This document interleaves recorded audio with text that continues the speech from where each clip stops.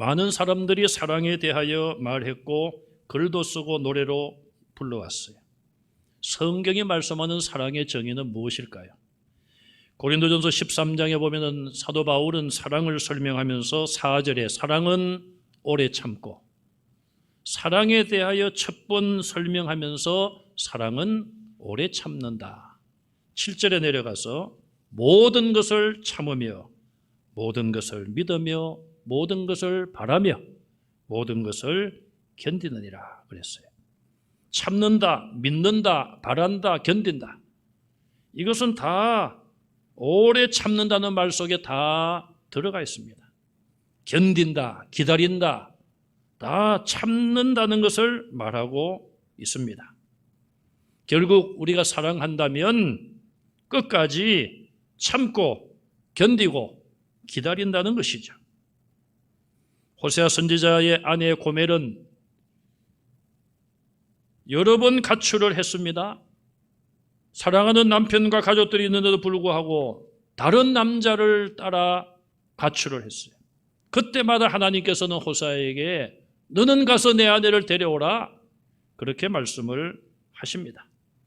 인간의 감정으로만 한다면 싫습니다. 하나님, 자기가 나를 차고 나갔는데 왜 내가 가서 그때마다 데려와야 됩니까? 그러나 하나님의 명령이었기에 선지자 호세아는 순종했어요. 왜 하나님은 그런 곤혹을 호세아 선지자로 하여금 치르게 하셨을까요? 바로 이스라엘 너희가 고멜이다. 너희는 나를 수없이 배반하고 나를 수없이 떠났다. 그러나 나는 그때마다 너희가 돌아오기를 원하고 있다. 너희가 돌아오기를 기다리고 있다. 그래서 호세아 6장 1절에 오라 우리가 여호와께로 돌아가자. 우리를 기다리는 하나님께로 돌아가자. 그렇게 말씀하고 있습니다. 누가복음 15장에 아버지를 떠나 아버지의 재산을 다 탕진하고 탕자가 된 아들이 나옵니다. 아버지는 언제 그 아들이 돌아오기를 기다립니까? 아마도 집을 나간 그날부터 돌아오는 그날까지 매일매일 이 아버지는 오늘이면 내 아들이 돌아오려나 대문 밖에 나가서 동네 어귀를 바라보면서 기다리고 있어요. 마침내 그 아들이 회개하고 돌아온 그날도 아들이 아버지를 먼저 발견한 것이 아니라 아버지가 저 멀리 오는 아들을 발견하지 않았습니까? 그리고 달려가서 냄새나는 아들을 껴안고 울면서 기뻐하며 그 아들에게 신분을 다 회복시켜주고 용서하지 않습니까? 기다리는 마음이 바로 아버지의 마음, 하나님의 마음이에요. 오늘 본문은 우리에게 무엇을 말씀하고 있습니까? 먼저 하나님을 믿는 성도들의 바른 자세를 말씀하고 있습니다.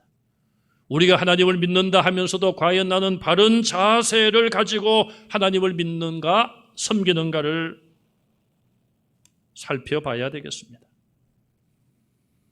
마음의 건강도 그렇고 몸의 건강도 그렇고 영적인 건강도 우리의 바른 자세에 달려 있습니다.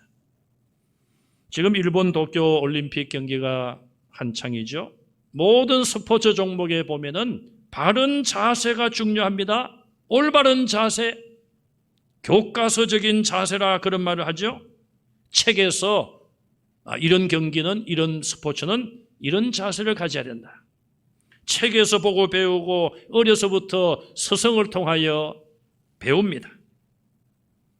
그 바른 자세, 기본적인 자세를 얼마나 그 사람이 잘 습득을 하고 자기에게 맞게 잘 적용하는가, 거기에 따라서 그 사람의 기록과 성적이 정해질 수 있는 것입니다. 제가 한 3개월 전에 목과 어깨, 팔이 아팠어요. 혼자 생각에 목 디스크 아닌가. 그러다가 병원에 가서 엑스레이를 찍었습니다. 의사분 말씀이 목이 C자로 되어야 되는데 L자로 되어 있습니다. 자세가 잘못됐는데 그 잘못된 자세가 오랫동안 유지되었기 때문에 이렇게 되었습니다. 원인을 알려주시더라고요. 제가 뒤돌아보니 한 달 정도를 제가 컴퓨터에 앉아서 좀 오랫동안 이 문서 작업을 한 달 동안 밤늦게까지 계속했어요. 무리를 한 것이죠. 몸의 건강도 몸의 자세에 달려 있어요. 정신적인 것도 마찬가지고 거기서 더 올라가서 우리는 영적인 것도 마찬가지예요. 영적인 자세가 잘못되어 있으면, 우리 믿음의 자세, 신앙의 자세가 잘못되어 있으면 영적으로 건강할 수가 없는 것입니다. 그럼 우리가 어떻게 이 바른 자세, 성도의 믿음의 바른 자세는 어떤 자세를 가져야 될까요? 첫째는 문제를 하나님께 전적으로 맡겨야 합니다. 이 말은 어떤 어려운 문제가 우리에게 부딪혔을 때에 그 문제를 우리 자신과 가능하면은 분리하도록 노력을 해야 된다는 것입니다. 이것을 분리하지 아니하면 우리는 그 문제 속에 빠져서 계속 깊은 수렁에 빠질 수밖에 없습니다. 본문 1절에 하박국은 어떻게 합니까? 앞에서 그가 하나님께 내가 부르짖어도 외쳐도 왜 하나님 잠잠하십니까?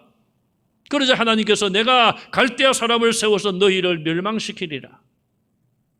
하박국이 만약에 그 문제를 벗어나지 못하면 이제 더 큰 문제에 부딪혔습니다. 그러나 이제 하박국은 잠시 그 문제를 벗어나서 내가 나의 높은 곳에, 내가 파수하는 곳에 나의 성루에 서리라. 여러분, 성루와 이런 파수하는 높은 곳은 올라가면 온 사방팔방이 다 트였습니다. 모든 곳을 다 볼 수 있습니다.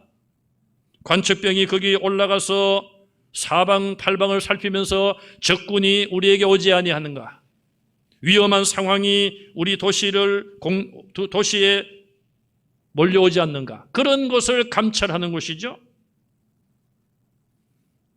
하박국은 국경의 성루에 올라간다는 말이 아니라 영적인 높은 자리에 올라간다는 거예요. 문제 속에 빠져들어가지 않고 문제에 붙잡히지 않고 좀 문제를 떨쳐버리고 높은 영적인 망대에 올라가서 살펴본다는 것입니다. 그것은 무엇을 의미합니까? 문제를 하나님께 맡긴다는 거예요. 문제를 하나님께 맡기고 하나님의 해답을 찾아보겠다는, 기다려보겠다는 것입니다. 우리는 어떤 문제를 만나면 너무나 우리의 생각이 좁아질 수 있습니다. 우리는 그것을 극복하고 넓은 견해와 원대한 전망을 가져야 됩니다. 오늘 당장 우리를 힘들게 하는 여기에 갇혀 있는 것이 아니라 눈을 들어, 고개를 들어 하나님께서 이 이후에 우리를 어떻게 하실 것인가, 코로나19 바이러스 이 이후를 하나님이 어떻게 예비하고 우리를 인도하실 것인가, 영적인 높은 성루에 올라가서 하나님의 예비하심과 하나님의 인도하심을 바라보는 여러분들이 되시기를 바랍니다. 문제를 하나님께 전적으로 맡겨야 합니다. 두 번째, 하나님의 응답을 기대해야 됩니다. 하박국은 성루에 서서 그가 내게 무엇을 말씀하실는지, 하나님이 내게 무엇을 말씀하실까, 또 어떻게 대답하실는지, 무엇을 어떻게, 이것이 바로 하박국의 기다리는 해답이면서 그의 소망이요, 그의 기대가 들어가 있는 거예요. 어린아이들은 생일을 앞두고 부모님이 내게 무슨 선물을 주실까, 크리스마스 같은 걸 앞두고 무슨 선물을 받을 수 있을까, 얼마나 기대가 크겠습니까? 사랑하는 사람에게 선물을 준비하실 때에 이 선물을 사랑하는 사람이 받으면 얼마나 기뻐할까? 생일 선물을 내가 준비하는데 얼마나 기대를 하고 있을까? 그런 생각을 하면서 선물을 준비할 겁니다. 기대가 클수록 기쁨도 클 수 있어요. 또 반대로 기대가 클수록 실망도 클 수가 있습니다. 그러나 그거는 사람과 사람 사이의 문제이고 우리는 하나님 앞에서 하나님과의 관계에서는 우리가 아무리 기대를 크게 가져도 하나님은 우리를 실망시키지 않음을 믿으시기 바랍니다.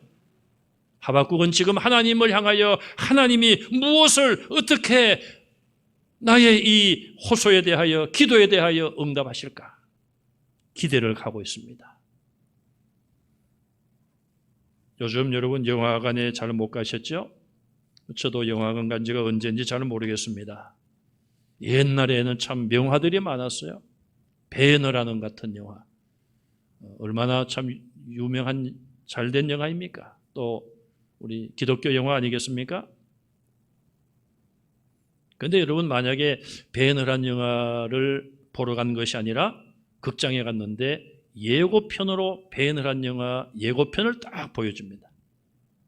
그러면 여러분 그럴 때가 있지 않아요? 예고편을 딱 보면은 오늘 내가 보러 온 영화가 저 영화였으면 좋겠다. 물론 예고편은 또 이렇게 또 핵심적인 부분만 딱 이렇게 모아가지고 또 사람들의 마음을 끌게 하는 그런 게 있지 않습니까? 어쨌든 그런 영화의 예고편을 보면은 기대감이 큽니다. 그래서 또 그냥 그 스크린에 개봉 박두 그렇게 딱 나오잖아요. 그러면은 저 영화 언제 개봉되지? 내가 한번 봐야지. 이런 마음을 가지잖아요. 여러분 사람들이 만든 거에 대해서도 그런 마음을 가지는데 이 하박국은 지금 하나님에 대하여 그런 기대를 가지는 거예요. 하나님이 어떻게 하실까? 여러분 때로는 힘들고 참 괴로울지라도 하나님이 어떻게 하실까? 하나님이 무엇을 말씀하실까? 하나님이 어떤 길로 인도하실까? 기대감을 가지시기를 바랍니다. 세 번째, 하나님의 응답을 끝까지 기다리는 것이 신앙의 자세입니다. 또 이것이 기도하는 사람의 자세. 하나님은 기도의 응답을 분명히 약속하셨습니다. 하나님이 기도에 응답하지 않으신다면 하나님의 불명예이고 하나님이 약속을 지키지 않는 거예요. 그러나 지금까지 하나님은 약속하신 것을 어긴 적이 없으며 하나님의 예언을 성취하지 않은 것이 하나도 없습니다. 예수님의 재림을 제외하고는 모든 약속이 다 이루어졌습니다. 하나님은 거짓말하실 수 없는 분임을 여러분들이 믿으시기 바랍니다. 그렇다면 하나님의 응답은 시간 문제이지 반드시 성취되는 것을 알아야 합니다. 문제는 시간과의 전쟁이에요. 이스라엘은 전쟁하기 전에 하나님께 늘 제사를 드립니다. 하나님 이 전쟁을 해야 되겠습니까? 전쟁을 하게 되면 하나님 도와주십시오. 블레셋이 이스라엘을 공격해 왔습니다. 그런데 사울왕이 전쟁을 다 준비하고 이제 제사만 드리면은 군대를 이끌고 전쟁에 가서 싸워야 되는데 사무엘 선지자, 사무엘 제사장이 없는 거예요. 사무엘은 내가 일주일 만에 돌아온다고 약속을 해놓고 먼 길을 가서 일주일이 다 되었는데도 오지 않습니다. 사울왕의 마음이 급합니다.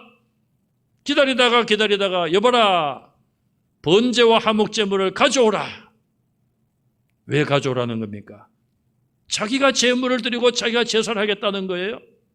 하나님의 명령을 어기고 왕이 자기가 기다려도 안 되니 이제는 할 수 없다. 자기가 결정을 하고 해서는 안 될 그 일을 자기가 하겠다는 것입니다.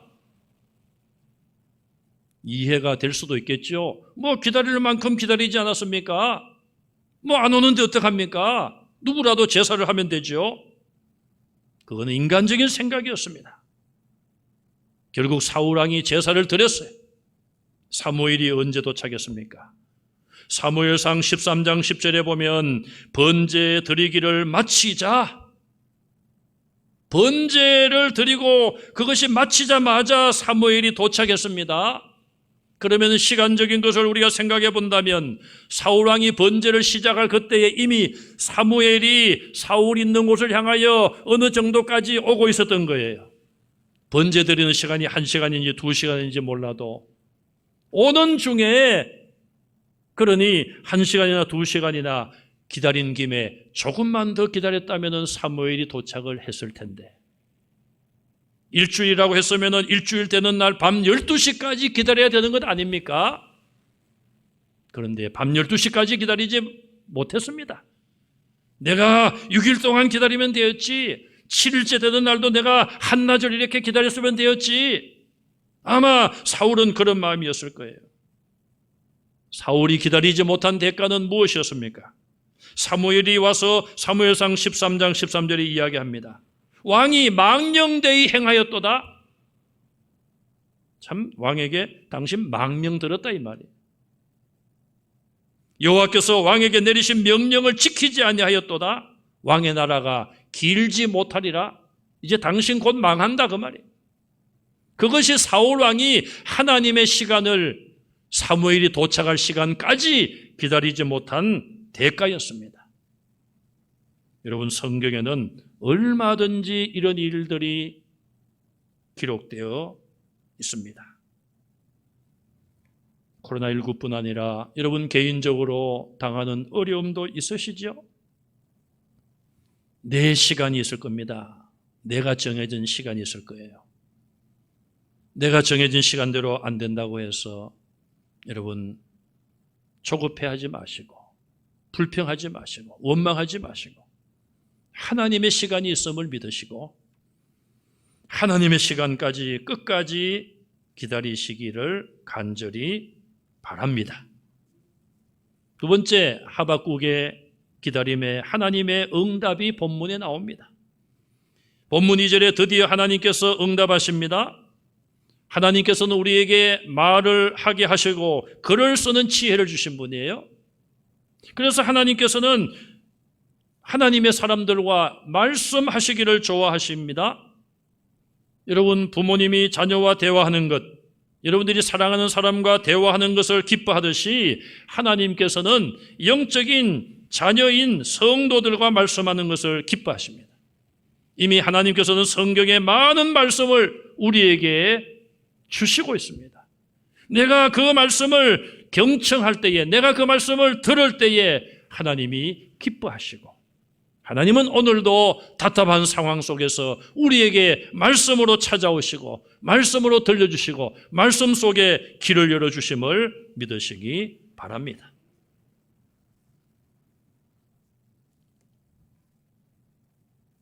하나님의 시간까지 기다릴 때에 하나님이 응답을 주신 거예요. 사드락과 메삭과 아벳느고가 풀무불 속에 던짐을 당했습니다. 그들이 우상에게 절하지 않는다는 죄 아닌 죄 때문에 그런 일을 당했는데 하나님이 그들을 언제 구원해 주셨습니까? 사람들이 와서, 군인들이 와서 그들을 결박하여서 끌고 갈 때에 그들을 구원해 줬습니까? 아닙니다. 풀무불 속에 던져졌을 때에 하나님께서 구원해 주셨고, 하나님의 아들 예수님으로 보이는 한 분을 그 가운데 보내서 그들을 위로하고 격려하는 그런 역사를 나타내셨어요. 다니엘이 기도하는 것을 멈추지 않았다는 것 때문에 사자굴 속에 던짐을 당했는데 하나님이 언제 구원해 주셨습니까? 다니엘을 끌고 사자굴 속에 던지러 갈 때에 구원해 주신 것이 아니에요. 사자굴 속에 던져졌습니다. 굶주린 사자가 우글거리는 그 사자굴 속에 던져졌을 때에 하나님께서 사자들의 입을 막아주신 거예요. 봉해주신 거예요. 사드락과 메삭과 아벳느고나 다니엘, 그들은 풀무불 속에 던져지거나 사자굴 속에 던져지기 전에 어떤 생각을 했겠습니까? 아, 이제 나는 여기서 죽는구나. 하나님 감사합니다. 그동안 나의 삶을 지켜주신 것 너무너무 감사합니다. 감사한 마음으로 저는 하나님께 갑니다. 여러분, 그런 마음 아니었겠습니까? 아, 나는 죽을 수 없어. 그래, 한번 던져봐라. 하나님이 나를 살려주시지. 그런 마음 안 가졌어요. 이제 끝나는구나. 이제 이게 끝이구나. 제가 언젠가도 한번 말씀을 드렸습니다마는 제가 부목사로 있을 때에 결혼하고 얼마 안 됐습니다. 청년들과 함께 북한 삼성인가요? 그쪽에 효자리 기도원이라고 있었어요. 거기 청년들과 함께 밤에 기도하러 갔습니다. 밤 12시까지 기도회를 인도하고 저는 다시 사택으로 돌아왔습니다. 왜냐하면 담임 목사님이 부흥회를 나가셔서 제가 새벽 기도를 인도하러 다시 집으로 왔어요. 그 당시에 12인승 봉고차를 몰고 밤에 오는데 지금도 눈에 선해요. 그 북한산성이 있는데 그쪽 북한산 그쪽 그 길이 그 당시만 해도 왕복 2차선, 좁은 2차선이에요. 넓지도 않아요.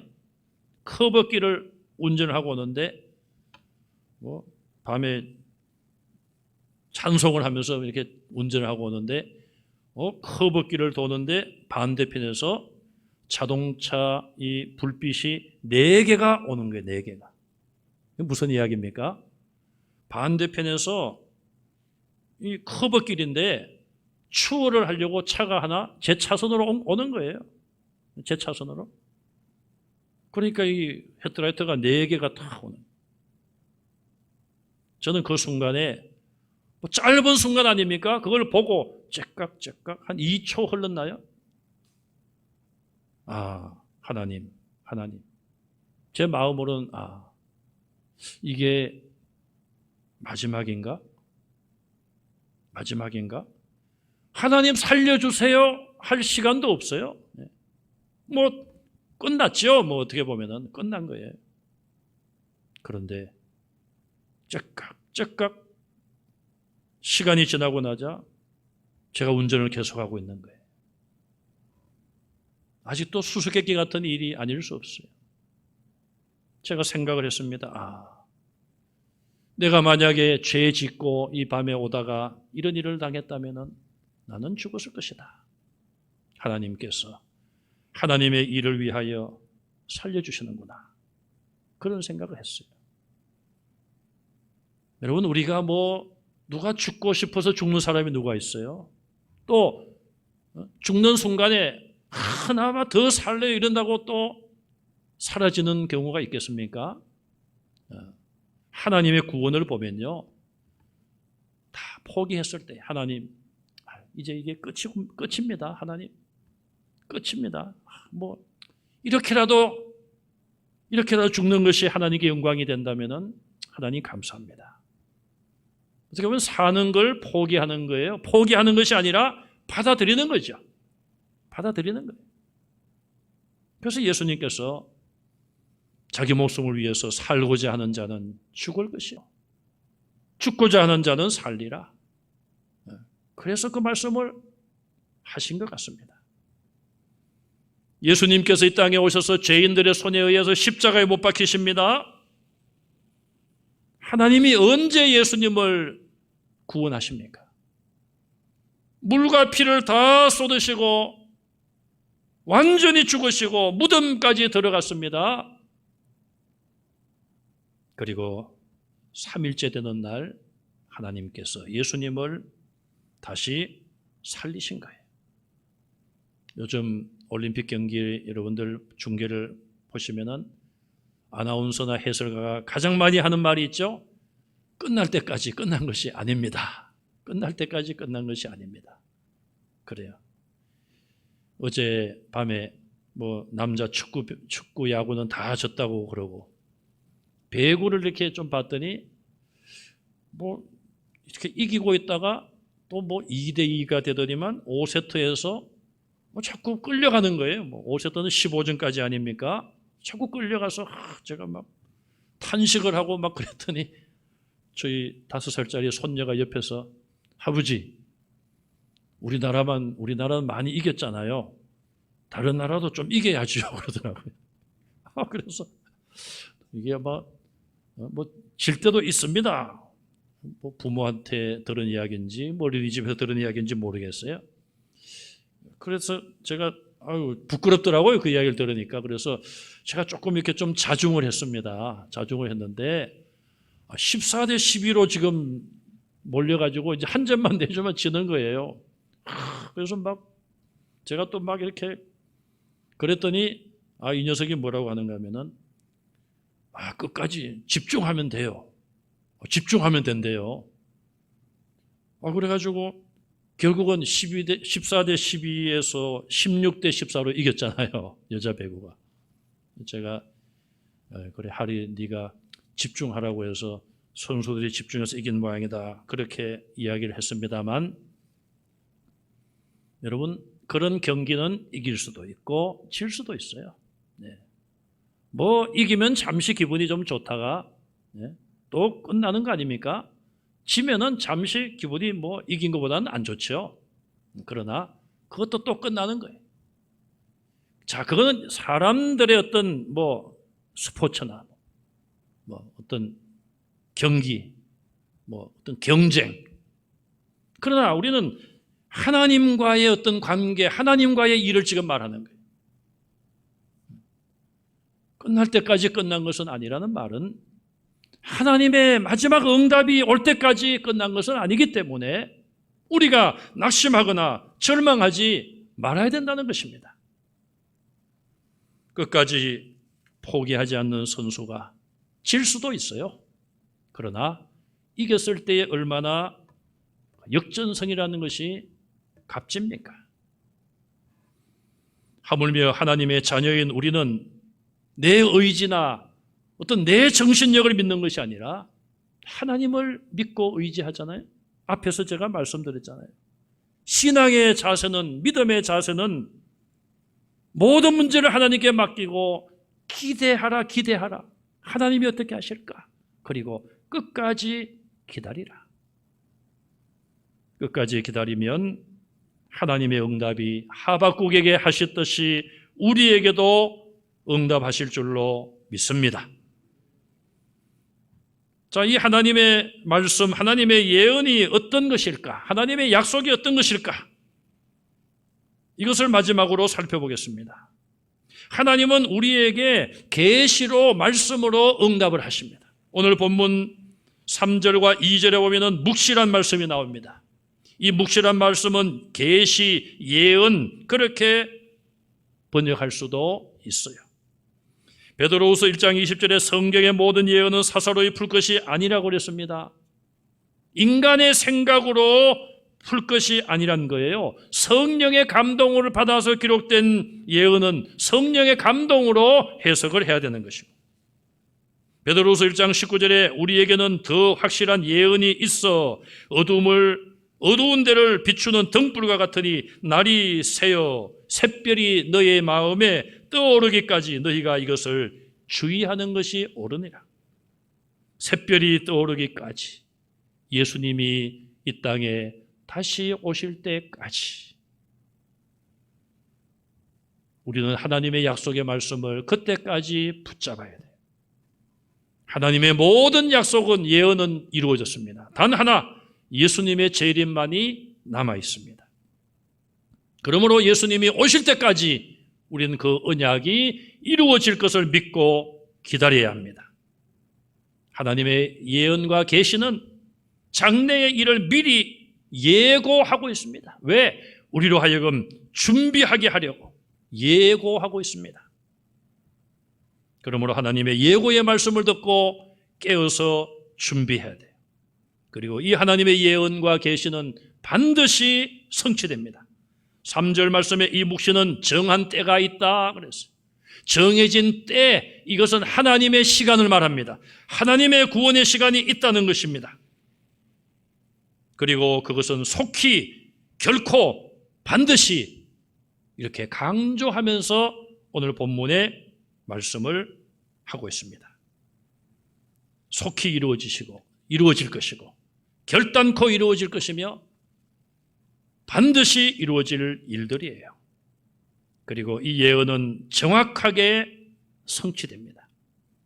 하나님의 말씀 그대로 정확하게 성취되며 하나님의 정해진 그 시간에 정확하게 이루어짐을 믿어야 합니다. 왜? 하나님은 그렇게 일해 오셨습니다. 갈라디아 4장 4절에 때가 참에 하나님의 시간이 되었기 때문에 하나님의 아들을 이 세상에 보내셨습니다. 사도행전 1장 4절 5절에 예루살렘을 떠나지 말고 아버지의 약속하신 것을 기다리라. 너희가 몇 날이 못되어 성령을 세례를 받으리라.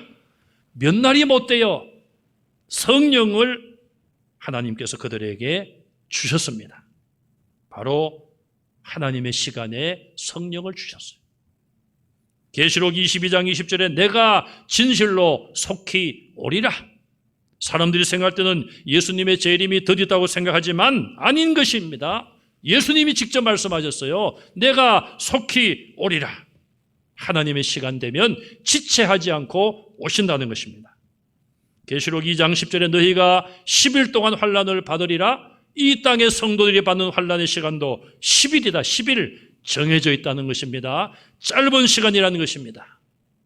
그 정해진 고난 환난의 시간을 믿음으로 잘 이겨내시기를 간절히 바랍니다. 답답한 중에도 하나님을 믿고 기대하며 기다린 하박국에게 하나님은 분명히 확실한 약속으로 대답하셨고 그 약속은 이루어졌습니다. 오늘 말할 수 없이 답답한 현실 속에서도 더 기도하시고 높은 영적인 성루에 올라가 하나님이 예비하신 그 미래를 믿음의 눈으로 바라보시고 세상이 줄 수 없는 평안을 누리시는 성도들이 다 되시기를 주님의 이름으로 축원합니다.